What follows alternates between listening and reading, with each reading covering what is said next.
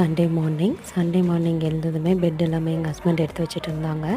Morning பிரேக்ஃபாஸ்ட்டுக்கு வந்து நாங்கள் வந்து பூரி தான் செய்ய போகிறேன். ஸோ பூரி மசாலா ப்ரிப்பேர் பண்ணுறதுக்காக மாவு ஃபஸ்ட்டு பிசைஞ்சிட்டு இருந்தேன்.